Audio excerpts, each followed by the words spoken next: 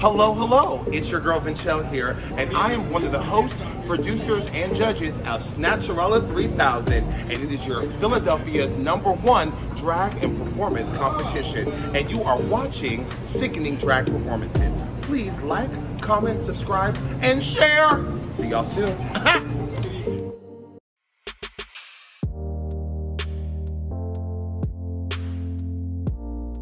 Everybody, like our fabulous host Vinchelle said, my name is Adele Computer. That's Adele like the singer, computer like your phone.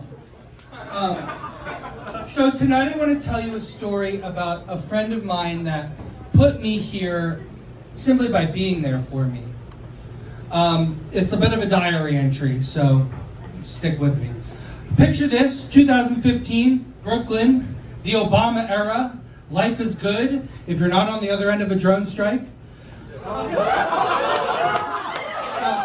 Just kidding. I was working at an advertising agency in New York City. I had a big network of advertising friends, and so that sucked. And I knew being in Brooklyn that I was right on the edge of this big queer community, but it was just out of my reach. So when my ex-roommate's friend's ex-boyfriend asked me to come to a Drag Race viewing party, I jumped at the chance. And we had so much fun, and we went back week after week after week.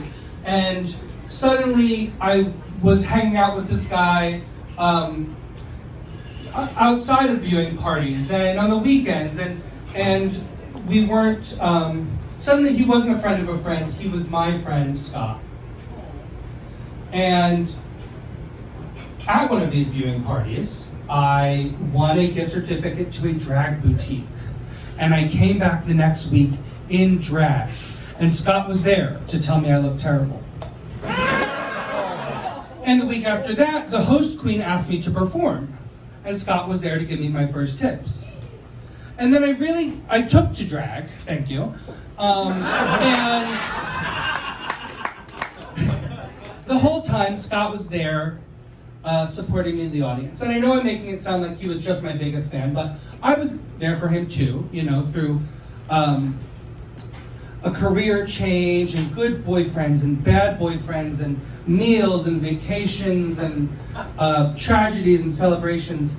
You know, for the past 6 years or so, we were there for all of each other's big moments. And then the pandemic hit.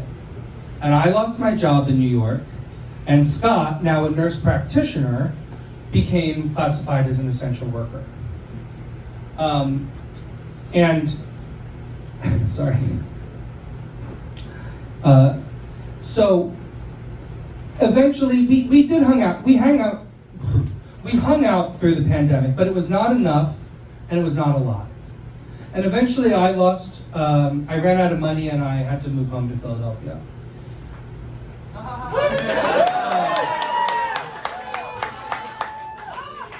That was not a clap line. And being on the front line of the pandemic really took a toll on my friend Scott.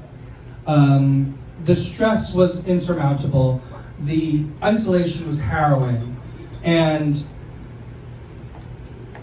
you know, we both had mental health issues. And so we bonded over that. And I thought that I could relate to what he was going through. But on March 16th of this year, I spoke to Scott for the last time. He was in Texas with his family, and I had just gotten the vaccine, and we talked about how life could just be getting back to normal. On March 17th of this year, our friend Lisa called me to tell me that Scott had committed suicide. And I couldn't comprehend it. I talked to him yesterday, he didn't say that he was going to commit suicide. And it was like trying to do an impossible math problem in my head over and over again, like if I could just solve for some of his pain, I would have my best friend back. But I won't, and I know that. And I can't be angry because it's a disease. Like, you know, it's sometimes it's treatable and sometimes it's not. Depression. And so I sort of decided that I have to just continue loving him the way I did before. Because, and accept the gift that he gave me with grace. Because I really do believe that befriending Scott started a chain of events that put me here in front of you today.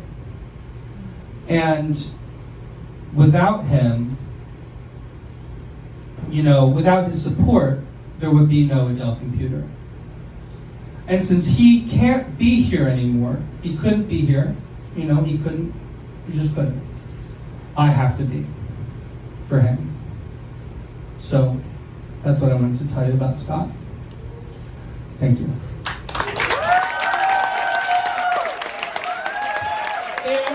And thank you for